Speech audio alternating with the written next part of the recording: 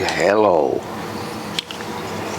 Welcome to Earth and Spirit Medicine, Ancient Healing Wisdom podcast number 20, okay? And super excited about some extremely powerful content to share with you to illustrate this strange phenomena of repeating cycles and patterns that do us no good, and the loop effect, how to not just know it and keep living it, not to get consumed in it, not to find out one day that you've been doing it and then just give up on it all. And be like, oh wow, God, 20 years went by and I stayed in my bed on medications. Wow, that's crazy. Where's my family? These are real situations, you know that, okay? So we're looking at the timelines of the effectiveness of how we display our energy so that we can live optimum, we can receive optimum, we can give optimum, we can understand that the energy levels can rise in these beautiful, like almost beautiful, you know, chromatic scale increases, you know, where it just seems to have a rhythm to it that's healthy, that gives something forward to your children, to your family, to those you're around, because it's all these other episodes like combined, the ripple effect. I mean, our energy, you know, you consider maybe, are you someone that has maybe lived with someone, or are you that person that is in this stuck position, say, whether it's an addiction, whether it's a depression or whatever, and all these years have gone by. Maybe it's something you've, you know, just like that. And then all the years have gone by, you're taking a look at it, and then at that time, man, especially if it's like 20 years, 30 years or whatever, and say like it's alcoholism, you want to quit, and you finally, you know, what are the reasons? What is going to give you the leverage to make the switch? Just like this, just like that, okay? And then not be upset at you that you didn't do that a long time ago. It's just that you didn't know. And then to do it now and to live with it so that you can have some effective results about how you live without all this invasive energy that's all mixed up, that keeps you stuck in your repetitive loop to loop. So, you know, we'll start like this, all right? We'll start like this. All right. If Pete and Repeat were sitting on a fence and Pete fell off, who would be left? Repeat. If Pete and Repeat were sitting on a fence and Pete fell off, who would be left? Repeat. If Pete and Repeat were sitting on a fence and Pete fell off, who would be left? Repeat. And if Pete and Repeat, see, he just keeps telling me to repeat. Okay, so I am. And that's how it goes. How long could we do that? You knew the answer was right, but it's almost like you want to give a different answer, but, you know, no, we just keep repeating. We just keep repeating. That's probably the best joke that there is, because it gives such a real-life analogy. If Pete and Repeat were sitting on a fence and Pete fell off, who would be left? Yeah, Repeat. Okay? You got to go down a different road. There's so many different illustrations I could give you, you know, as far as like, hey, you know, I walk down a street, I fall in a hole. Oh, dang, I'm in a hole. It's not my fault. Oh, how'd I get here? Oh, is there a way out? You know, second week, hey, I'm walking down the same street, fall in a hole. Oh, this looks familiar. You know, how'd I get here? It's not my fault. You know, at what point are you going to walk down a different street? That kind of a thing. This is exactly what we're talking about, and it's got to be powerful today, okay? We don't have time to dilly-dally. We don't have time to mess around. So, you know, this is like train your brain. This is like just manipulate your thought patterns in a millisecond. This is letting go of anything and everything that ever happened as if it didn't matter. You know, this is finding the golden nuggets and the value in everything that ever happened every millisecond as if it did matter. You know, this is all the paradoxical, you know, mystical ways of what is this, what would we call it, this phenomena of why do we live in a way that's killing us? You know, gosh, what about the dad and the son that all of a sudden one day they decide they don't ever want to talk to each other ever again, maybe?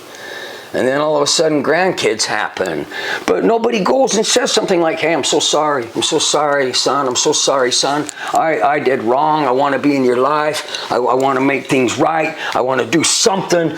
Please, I want to be in your life. I am so sorry. I will do anything. Okay? That would be me. I'm not going to miss out on those relationships as I tap the microphone. Okay? So hear that heartbeat. So here's the way that you do it. Okay, whatever situation you're in, whether you're that son, that daughter, that mom, that father, you know, that individual, I'm never going to talk to you again. You know, we're making all these millisecond decisions. Okay, and this is key. This is the key right here. Okay, we're making all these millisecond decisions without ever thinking about all the results that can come forth from that. Wow.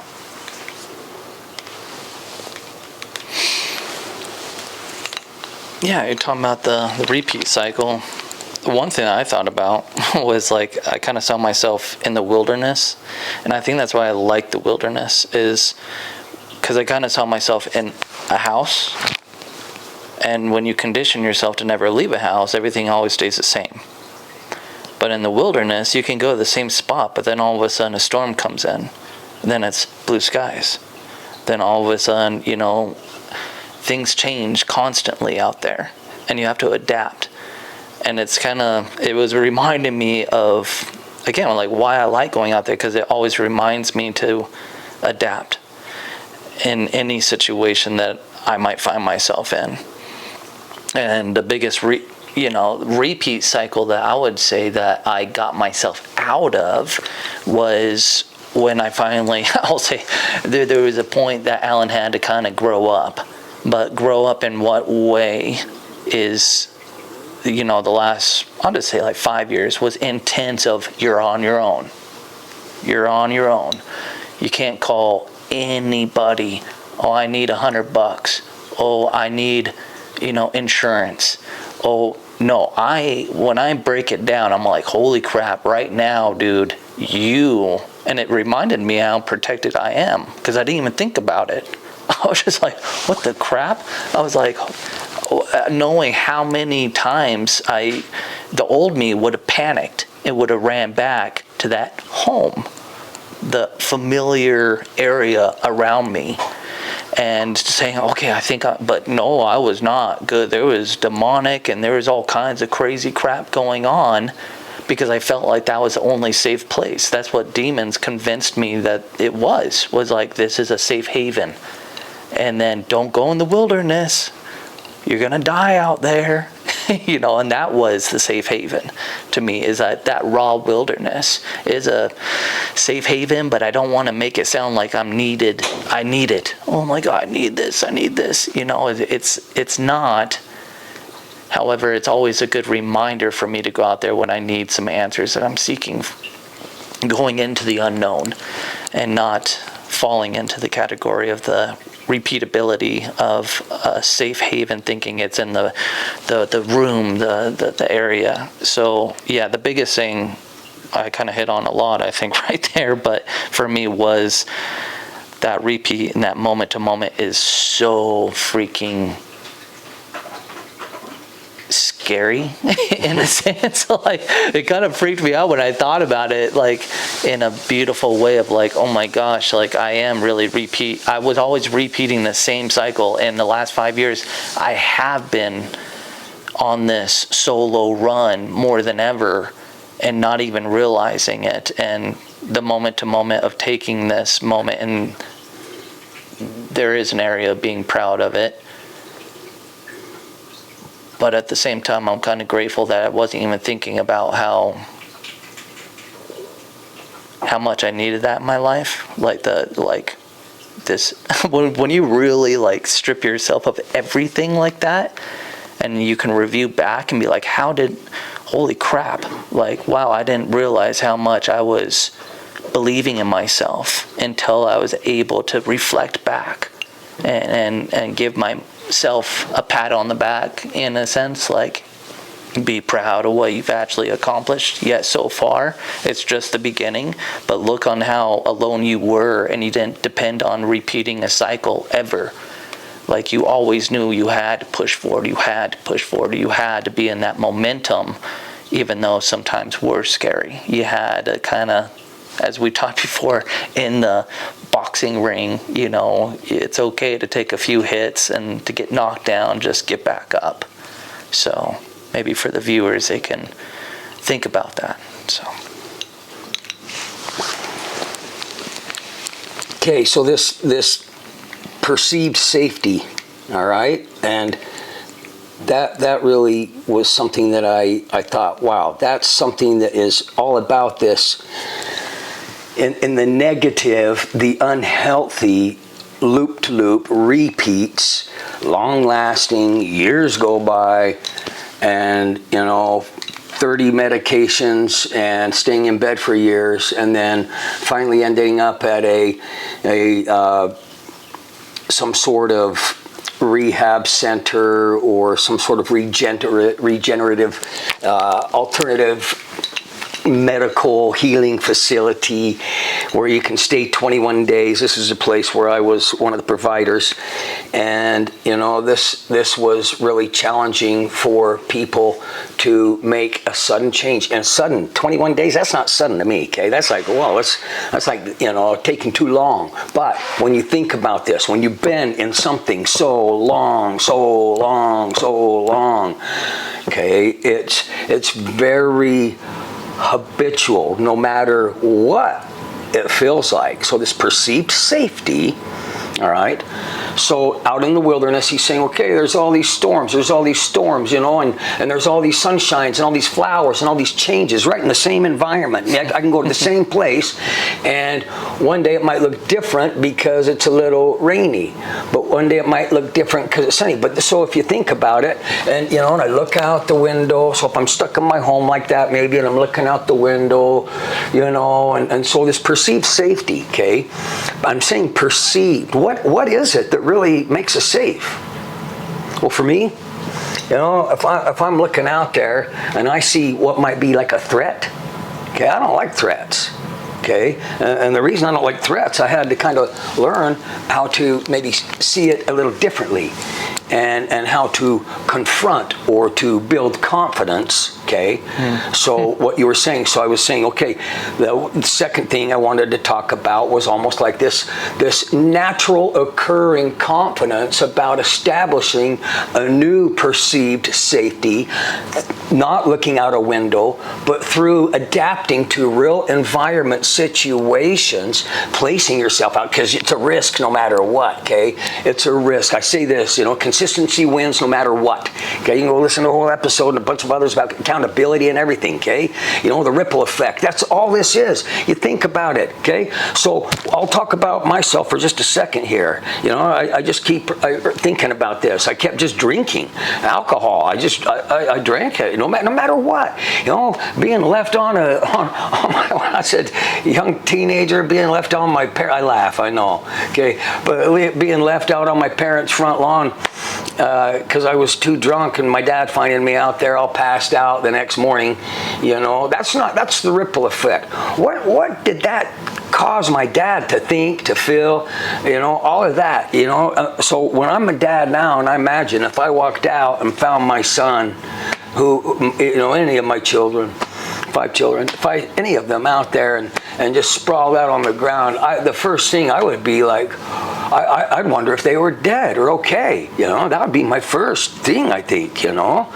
And so all these things that I lived, all these experiences that I chose, good, bad, right, wrong, otherwise, okay, what was my influence to others? And we can say, well, you know, I'm not hurting anyone, I'm just hurting myself. Well, you know, but energy's energy, and you can't deny that, okay? This is the truth of it here. We have a ripple effect no matter what. People love us, people care about us, whether we think they do or not, you know? And so when we're in this place of what are we repeating, and then trying to get into a place of training our brain to repeat something something else that lends us to a place of not really trying to figure out if we feel safe, but walking in certainty. Okay, you just choose. Okay, you just choose. You just do it. Nothing holds you back. It gets to a point where you can make decisions in a nanosecond because you trust yourself, you trust spirit, you trust the ways, and so you're willing to make very critical decisions that maybe not before. So decisions I'm making now in my life versus back when I was in addiction mode and destructive mode and whatever all that was. Okay, and then the ripples of that life period versus the ripples of what I'm doing now. Okay, so I'm just saying that this is we're all living proof of something. We're all living proof that whatever it is that we're doing in here reflects. It shows up. There's a new study about Alzheimer's, and they're saying that is truly not a medical condition through all the studies, in the sense of that it does become one, but it's just from not using the mind and having the thoughts, the words, the feelings, the actions that to support the result of longevity. They've done, this is new research. This is crazy. I was just hearing about this last night. So the brain activity, what do we want to repeat? Because this is where the repeat is. Okay, the repeat's in here. You're falling off the fence and get back on, falling off the fence and get back on. Of what? So then all of a sudden, just even the simplest of things, okay? If you're drinking a lot of alcohol, a lot of soda pop or things, whatever, if you just want to drink more water, okay, just choose one thing, okay, and repeat that, water, okay? And make sure that you're doing this and you're replacing it. So every time you think about having, the soda pop or whatever, make sure that you're drinking the water. Make sure that you're doing that one thing, just one little minute change. Just one, okay? It starts with that. You got to make some sort of decision. You can't. So when you look at the big picture, it's like, wow, oh, my relationships are ruined. Oh, how am I gonna? No. Just dial in. You've been alone anyway. This is the third thing that you talked about, okay? So this perceived safety, building confidence, making the decisions that keep that going to where you're feeling confident, you're feeling certain, and then what was this last thing that I just said? The third? It was being alone. Being alone. And so there's a lot of ways to be alone. We can be surrounded by loved ones and be alone. Yeah. We can be alone and feel like we're loved by everyone. It's bizarre. It's a perception. It's an understanding. It's a view out a window. Okay? So right now, right this very second, you have an opportunity. Okay, you have an opportunity to make a change. If you're already saying, "Hey, my life is good, whatever. This is, repetitive in itself, and I'm not going to try anymore." Do it anyway. That's what I'm going to say. Don't cop out. Don't cop out. So, can you think of one crucial decision that you made involving your family that has, just scared the crap out of you before, but you made it kind of knowing maybe that it might lead to something better, or what? What was in all that? Yeah, it was the night, where I spoke of this before, but demonic attack, and my point saying that was because it was the night that I said no to it, that I stood up to it, that I did. People can review back and hear the full story of that. However, it was because it was me venturing out my own into the world and making certain moves of a generational, I'll say, shift. I think of more of a spiritual, because that was the lacking in my family, and that there had to be one person that kind of rose above the darkness in order to start to find the light. And it's not to say that everyone else in my particular family was not, or does not have that light. It's just been the perception, like you spoke about, the mindset, the repeat of not having a self-belief all this has added to, so yeah, leading towards the night of the shamanic healing of me, it's a divine intervention. And that's been this one, couple words there that's been on repeat for me, because I feel as if it's been true for me, but in other situations that have to be done in order for certain actions to take place, is divine intervention. And people think that that's like this big, like the second coming of Christ. To me, I'm like, no, I think it's individual basis. And it's this. So for me, to your question, my answer is that night of walking away into my own. I had to walk away from my family, and that did kind of freak me out because it was the first time doing it. I didn't know that all of a sudden I was going to disappear off the face of the freaking planet, but I did. And it's still going on. I mean, besides my mother, I'm talking about the family that is here in Utah directly. And that's majority, is they have not heard my voice on a phone. They haven't, nothing.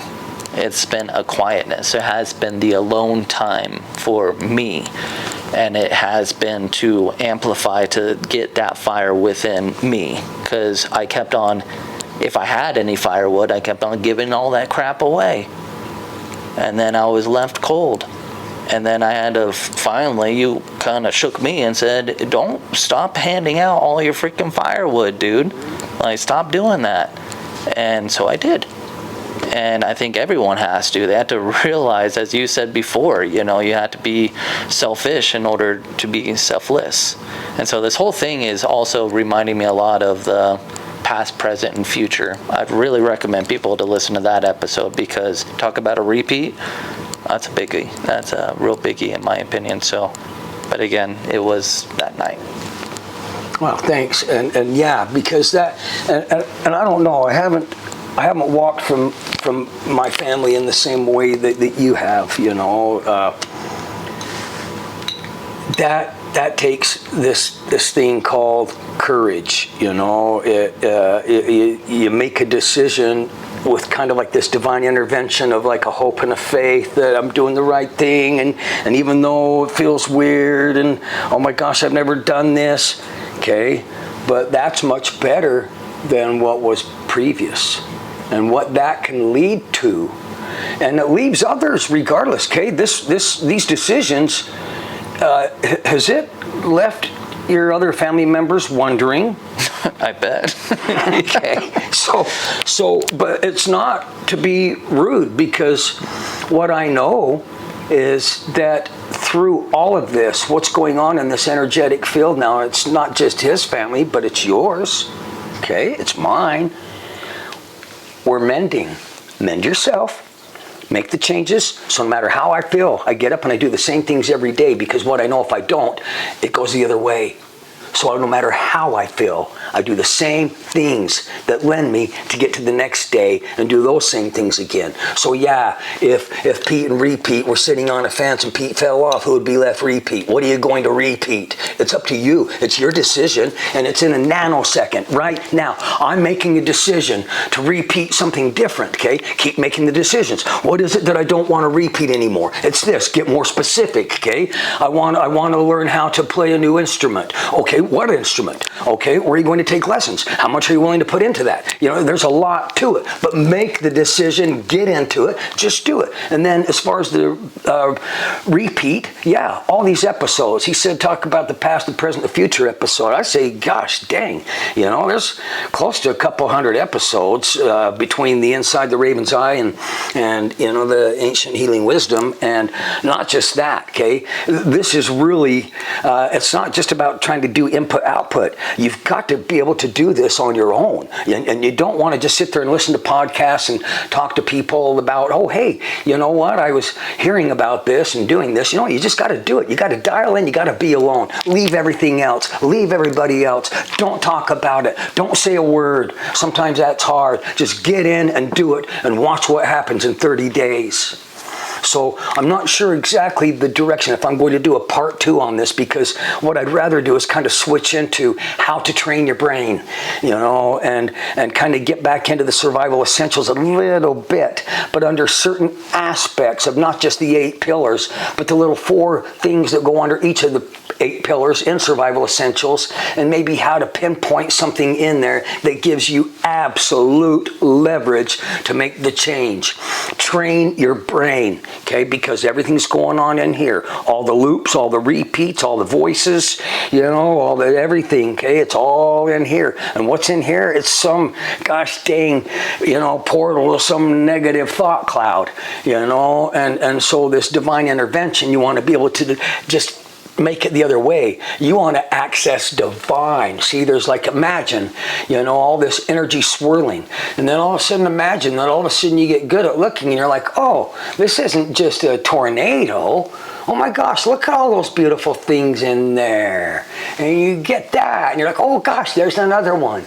And you start to see the beauty. That's how you gather firewood when you don't think there is any.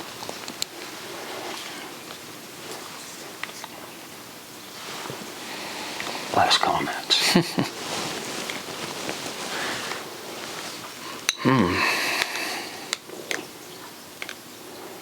I think it's funny. I want to say, like, scanning your environment is how you notice your repeats. Because it's the first time I've been looking at this photograph, and it was the first time I saw the 2 black wolves. And very first time. And so I think first you have to notice what you're repeating. So take time to scan your environments. That's all I got. Beautiful. Okay, so go to earthandspiritmedicine.com. Take a look around. We're making a lot of changes. So right now, you keep going there because you want to start to see what we're doing in our offerings and in other educational materials. And just do that. We'll talk to you next time. Have a beautiful day. I'm over and out.